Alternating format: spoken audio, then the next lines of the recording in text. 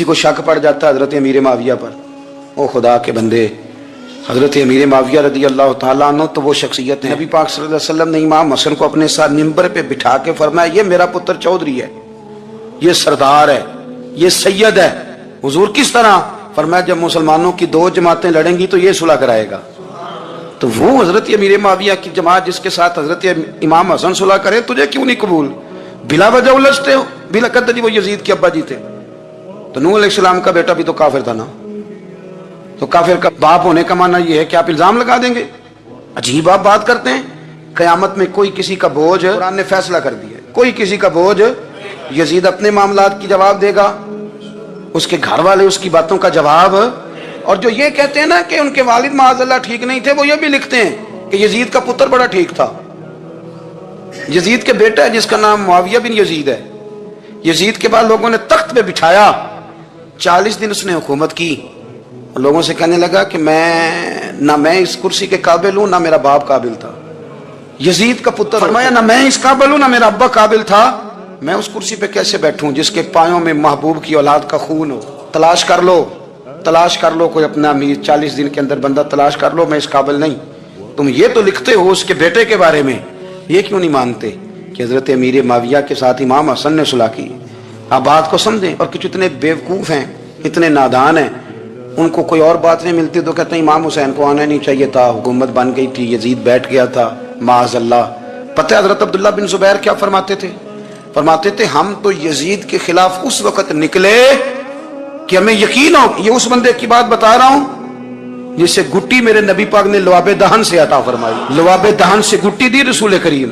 हजरत अबू बकर सिद्दीक के से हजरत जुबैर बिन अवाम जो हुजूर की पुप्पी के बेटे, उनके बेटे हजरत अब्दुल्ला बिन जुबैर कहते हैं हम तो यजीद के खिलाफ उस वक्त निकले कि हमें डर था, अगर अब भी ना निकले तो आसमान से पत्थर बरसेंगे, कहीं हमें सजा ना मिले। इतना बड़ा मुजरिम और तुम कहते हो इमाम हुसैन को निकलना नहीं चाहिए।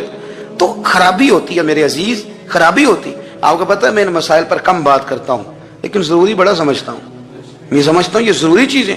मेहरबानी फरमाएं किसी जगह भी किसी एक के बारे में भी अपने अकीदे में कभी कोई कमजोरी पैदा, कभी ना कोई कमजोरी पैदा, इतनी सी भी बात किसी की सुनना, किसी की करना, जिसका हमारा मनसब ही नहीं। और कुछ और बेवकूफ हैं। मैं यूनिवर्सिटी में था चंद दिन पहले, तो लेक्चर के बाद एक दोस्त मुझे कहने लगे कि मौलवी एक दूसरे के पीछे नमाज नहीं पढ़ते।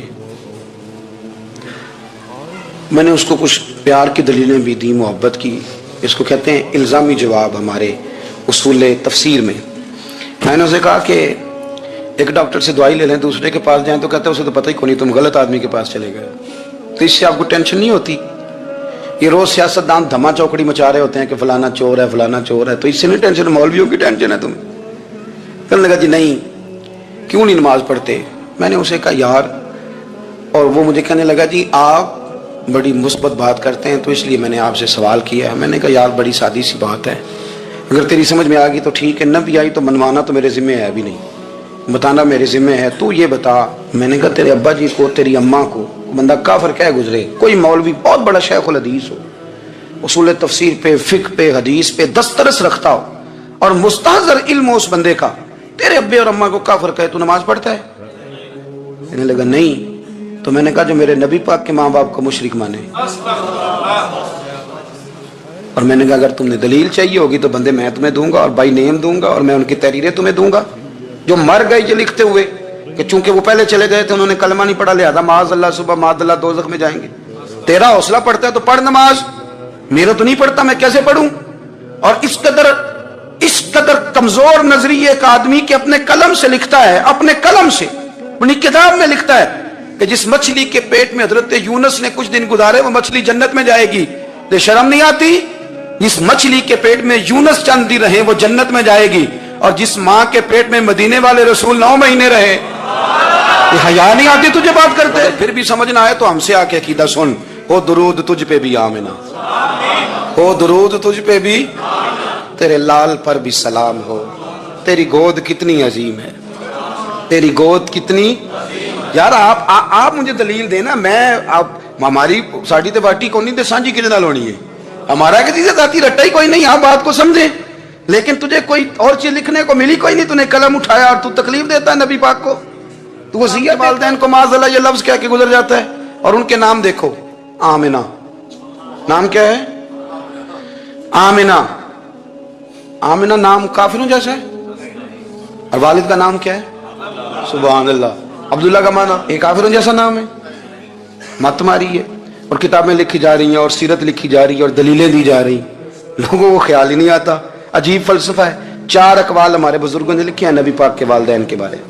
سب سے پہلے امام سیوطی فرماتے ہیں رسول کریم علیہ السلام نے فرمایا کہ پوری دنیا میں جب کفر رہتا ہے تب بھی 10 لوگ اللہ کی توحید پر ہمیشہ قائم رہتے ہیں. یہ نہیں ہو سکتا کہ ساری دنیا کفر سے بھر جائے.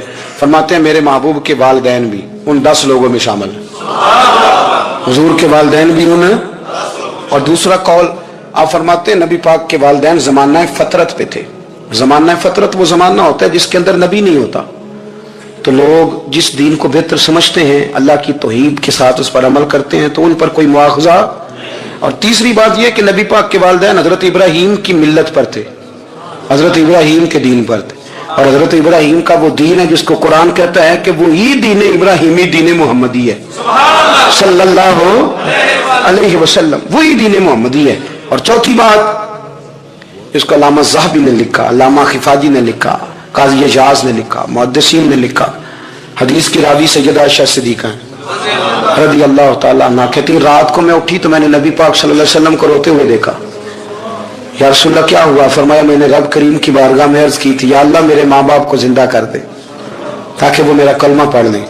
ہے تو وہ پہلے بھی دین فطرت پر انہیں کنتم خیر امت ان کا اعزاز بھی نصیب ہو جائے. تو ہمارے ہاں زیادہ تر لوگ بات اس لیے سیکھتے ہیں کہ میں کوئی کہیں سے مسئلہ سیکھوں گا پھر جا کے اپنی مسجد کے امام کو تنگ کروں گا, تو وہاں تو میں یہ سن کے آیا ہوں تو یہاں یہ کام کیوں نہیں ہوتا. میں کوئی بات سیکھوں گا تو پھر میں اس سے بحث کا دروازہ کھولوں گا. علم کا مطلب ہی اپنے آپ کو سنوارنا ہے. معلومات حاصل کرنے کا مطلب یہ کہ آپ کے عمل میں پختگی آئے, آپ کے کردار میں پختگی آئے. آپ نے جو سیکھا ہے آپ اس کے مطابق اپنے آپ کو ڈھالیں. مسلم شریف میں موجود ہے نبی پاک صلی اللہ علیہ وسلم نے دعا مانگی ہے اے اللہ میں اس علم سے تیری پناہ مانگتا ہوں جو علم تو ہو پر نفع والا نہ ہو. جس بندے کے علم نے اسے نفع نہیں دیا, وہ کچھ سیکھ نہیں سکا اس سے, تو اس کا علم کسی کو کیا نفع دے گا جب خود سے اس نے. اور صوفیہ کرام تو فرماتے ہیں کہ جو لوگ بڑی معلومات حاصل کر لیں, بڑی باتیں سیکھ لیں, پنچایت میں کسی کو بولنے نہ دیں, گھر میں کسی کو بولنے نہ دیں. بہت سارے لوگ تو علماء کو بھی مشورہ دیتے ہیں بڑی باتیں کرے لیکن عمل کے لحاظ سے بندہ زیرو ہو تو اہل دل فرماتے ہیں اس کی صحبت سے بچو. اسے بڑا پتہ ہے, بڑی باتیں آتی ہیں, بڑی باتیں آتی ہیں, بڑی باتیں کرتا ہے, لیکن گفتگو کی حد تک تو بہت بڑا ہے, عمل کے معاملے میں صفر ہے. بہت سارے لوگ مسجد کے حجرے میں میٹنگ ہو رہی ہوتی ہے اور وہ لمبی لمبی دلیلیں اور مشورے دے رہے ہوتے ہیں, نماز کا ٹائم آ جائے تو اٹھ کے چلے جاتے ہیں, کہتے ہیں میں اپنے محلے کی مسجدیں پڑھنی ہے. کئیوں کو کام یاد آ جاتا ہے. فرمایا کہ شخص کے پاس معلومات بڑی ہوں لیکن عمل کے معاملے میں بندہ زیرو ہو تو اس سے بچنا. کیوں؟ اس لیے کہ اگر پڑھا لکھا آدمی بے عمل ہونا تو وہ اپنی بے عملی پر بھی دلیلیں پیش کرتا ہے. وہ کہتا ہے میں یہ کام نہیں کرتا تو یہ میرے پاس دلیل ہے. وہ تو بے عملی کو بھی مزین کر دے گا معاذ اللہ. تو دینی تعلیم ایک تو حاصل اس لیے کریں کہ ہم نے اپنے آپ کو سنوارنا ہے, اور دوسرا علم کا شوق طبیعت میں ہو. دیکھیں نا اللہ کے حبیب صلی اللہ علیہ وسلم نے فرمایا ہے کہ جو علم کے رستے پہ چل پڑا وہ جنت کے رستے پہ چل پڑا ہے. جمعوں میں محفلوں میں کانوں کے ذائقے کے لیے نہ آئیں, اس لیے آئیں کہ میرے علم میں میرے عمل میں یہ کوئی اضافے کی بات بنے گی, میں کوئی نصیحت حاصل کروں گا تو میرے دل کا زنگ اترے گا. ہمارے ہاں یہاں لوگ مزے کے لیے آتے ہیں اور آج کل لوگ فوٹو کے لیے آتے ہیں. ان دو کاموں سے نکل کر خالص اصلاح کی نیت سے علم کا شوق. ہمارے ہاں تیزی سے ایک حرکت کی گئی, علماء کا وقار خراب کیا گیا اور لوگوں کو دینی علوم سے دور کیا گیا. اور اس میں بعض بیچارے واعظین اور خطباء نے بھی کردار ادا کیا جب جعلی پیر کی تعریفیں کھول کے کی اور اسے پتہ نہیں کہاں تک. یہ اسٹیج ہوتے ہیں نا, ان میں کوئی بندہ اچھا لگے بھی تو اس کے لیے دعا کرنی چاہیے, تعریفیں نہیں کرنی چاہیے. تعریفیں اس کا کوئی فائدہ نہیں ہے. اس بندے کو تو دعا کا فائدہ ہے. اگر آپ کو اچھا لگ رہا ہے تو اسے دعا دیں, اس سے زیادہ کچھ نہیں کریں. اور ہمارے ہاں جناب وہ نقیب محفل بیچارے کی شامت آ جاتی ہے اگر تعریفیں تھوڑی کرے تو کہتے ہیں انہوں تو نام ہی نہیں لینا ہوندا. وہ بھائی اس کے نام لینے سے آپ کا قد اونچا ہوتا ہے. تو علم اور عالم ان دونوں چیزوں سے قوم کو دور کیا گیا. دینی تعلیمات کا فقدان ہے. جو میٹرک تک لوگ 60-70 کتابیں پڑھ جاتے ہیں انہیں بھی قرآن پاک ٹھیک سے نہیں پڑھنا آتا. دور کیا گیا. آپ مجھے بتائیے، چلیں ایک مسجد ہی آپ دیکھ لیں، اس مسجد کے اندر اگر ایک طرف ایک عالم دین مشکات شریف کھول کے بیٹھے ہوں، حدیث پاک کا درس ہو رہا ہے، یا بہار شریعت کھول کے بیٹھے ہیں، فقہی مسائل بیان کیے، اور اسی مسجد میں ایک بابا جی جبہ پہن کے تگڑا سا بڑی سی پگڑی باندھ کے اور 500 دانے والی تسبیح لے کے بیٹھے ہیں. اب ایک بندہ اندر آتا ہے تو وہ کدھر جائے گا؟ عالم کی طرف کہ بابا جی کی طرف؟ وہ کیوں جا رہا ہے بھلا بابا جی کی طرف؟ وہ اس لیے کہ ہم نے اسے یہ بتایا ہی نہیں کہ جس طرح سبحان اللہ سبحان اللہ سبحان اللہ پڑھنا عبادت ہے نا، اسی طرح دارابا دارابا پڑھنا بھی عبادت ہے. اسے ہم نے بتایا نہیں کہ جب تک علم کے رستے میں رہنا بھی عبادت ہے. جب تک اسے یہ سمجھ نہیں نہ آئے گی کہ جس طرح وظائف کی کتاب پڑھنا عبادت ہے، اسی طرح مشکات شریف پڑھنا بھی عبادت ہے، حدیث بخاری کا درس لینا بھی عبادت ہے، مسلم شریف کی احادیث پر اپنے اساتذہ سے بیٹھ کر دروس پانا بھی عبادت. جب تک یہ پورا مزاج دیکھیں نا، نبی پاک صلی اللہ علیہ وسلم نے فرمایا رات کی ایک گھڑی بھر دین سیکھ لینا ساری رات نفل پڑھنے سے بہتر ہے. اب ہمیں سمجھنا چاہیے کہ کتاب پڑھ کے بھی بندہ رب رسول تک پہنچ سکتا ہے. کتاب و سنت رستہ آسان کرتے ہیں، لیکن ہمارے ہاں کیا مزاج دیا گیا ہے؟ بابا جی کے پاس چلو، ضرور جائیں بابا جی اگر دیکھ ہیں تو منع کوئی نہیں کر رہا، لیکن جو سوچ ہمیں حضور نے دی ہے ہم نے اسی سوچ کے مطابق اپنے معاملات کو ترتیب دینا ہے نا. اب ایک بات میں نے آپ سے پوچھی اور آپ نے کہا قوم ساری بابا جی کی طرف جائے گی. حدیث پاک کس طرح ہے؟ اللہ کے محبوب مسجد شریف میں تشریف لائے، دونوں جانب لوگوں کے حلقے بنے ہوئے ہیں، لوگ بیٹھے ہوئے ہیں. ایک حلقے میں لوگ اللہ کی یاد کر رہے ہیں، ذکر ہو رہا ہے. ایک حلقے میں بیٹھ کے ایک عالم کتاب و سنت کا درس دے رہے ہیں، ایک صحابی اور باقی سن رہے ہیں. خاص توجہ کریں نوجوان میری بات پر. رسول کریم صلی اللہ علیہ وسلم دونوں کے بیچ کھڑے ہو گئے اور کریم نے فرمایا دونوں محفلیں خیر کی ہیں، دونوں ہی حلقے خیر کے ہیں. اور پھر حضور فرمانے لگے مجھے چونکہ رب نے استاد بنا کے بھیجا ہے، میں چونکہ معلم بن کے آیا ہوں، یتلو علیکم آیاتنا ویزکیکم، میں چونکہ کتاب و سنت کی تعلیم کے لیے آیا ہوں. یہ لفظ کہتے کہتے حضور اس جماعت میں بیٹھ گئے جو دین پڑھ اور پڑھا رہی تھی. حضور وہاں بیٹھے جہاں بات دین کی ہو رہی، جہاں لوگوں کو اللہ رسول کی بات بتائی جا رہی. تو جمعے میں وقت پہ آئیں، اپنی دینی معلومات مضبوط کریں اور اپنے لیے مضبوط کریں. میں آپ کو بڑے درد سے یہ بات عرض کرتا ہوں، اگر دن میں 100 لوگ مسئلہ پوچھتے ہیں نا شریعت کا، تو ان میں 95 لوگ وہ ہوتے ہیں جو طلاق کا مسئلہ پوچھتے ہیں.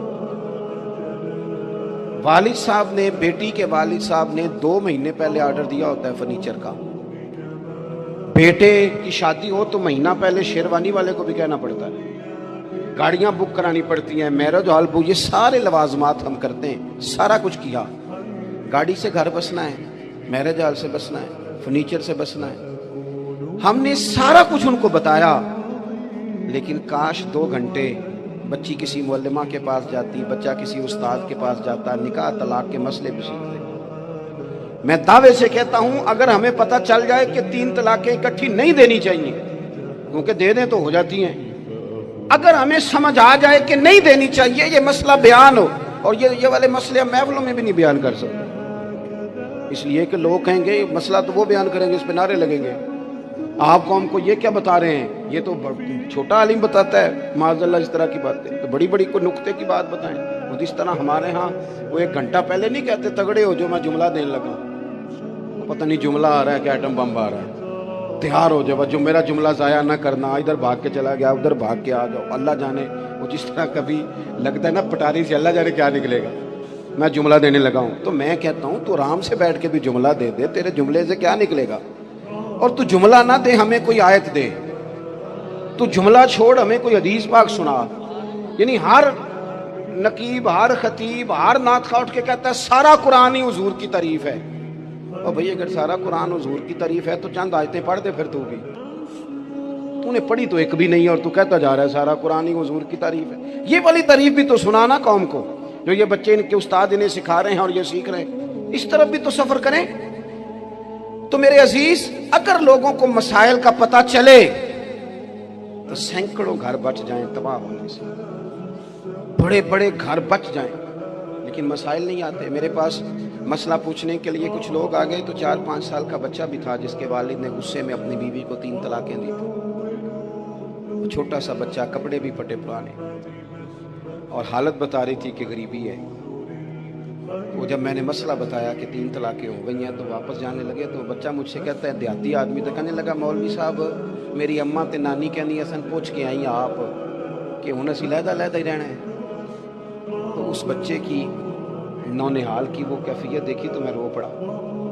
मैंने कहा यार ये बच्चा बेचारा माँ बाप के होते हुए ये यतीमों जैसी जिंदगी गुजारेगा क्योंकि बाप ने तलाक दे दी। किस तरह मसाइल नहीं बताए लोगों को, तालीम से आगाह ही नहीं किया।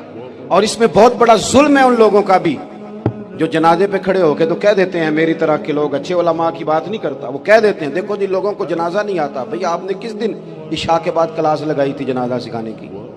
ये तो आपने कह दिया लोगों को कुरान जी ठीक नहीं आता। तो यहाँ तो बेचारी बीबियां जिनको सही पढ़ना नहीं आता वो मिशन बना लेती हैं कि मैंने इतने 100 को कुरान पाक पढ़ाना है, बेवा हो गई हूँ, तलाक याफ्ता हो गई हूँ, सारी जिंदगी कुरान पढ़ाऊंगी। हम क्यों ये मिशन नहीं बनाते, क्यों इस तरफ सफर नहीं करते? एक तो दीनी मालूमात में, दीनी उलूम में अपने आप को लगाएं और ज़ौक़ पैदा करें कि जो चीज़ें मुझे नहीं आती मैंने वो सीखनी है, जो मामलात मुझे नहीं आते मैंने उनकी तरफ सफर करना है। एक तो अपना ये मिजाज बनाएं। और जब आप दीनी उलूम सीखते हैं तो पता है कौन सा मंजर कायम होता है? मंजर वो बनता है कि हजरत अबू हुरैरा भी दीन सीखा करते थे, हजरत अब्दुल्ला इब्ने उमर भी असहाबे सुफा में रहा करते थे, हजरत अनस बिन मालिक भी रहा करते थे। और ऐसा मंजर बनता है कि हजरत सैयदा खतीजतुल कुबरा रज़ी अल्लाह तआला अन्हा फरमाती हैं, सैयदा फातिमा हुजूर की गोद में बैठी होती थी और नबी पाक से बातें पूछती थी और हुजूर उन्हें बता रहे होते थे। सैयदा आयशा हुजूर से दीन की बातें पूछती। चौथा हिस्सा हमारी फिका के उसूल हजरत फातिमा की, हजरत आयशा सिद्दीका की मरवियात पर मबनी है। अगर हमारी बच्चियां छोड़ दें डाइजेस्ट पढ़ना, छोड़ दें इधर उधर की मूवी देखना और वो किताबों सुन्नत पर आ जाएं, तो बहुत सारे मसाइल ऐसे हैं जो उलझने से पहले ही सुलझे हुए हों।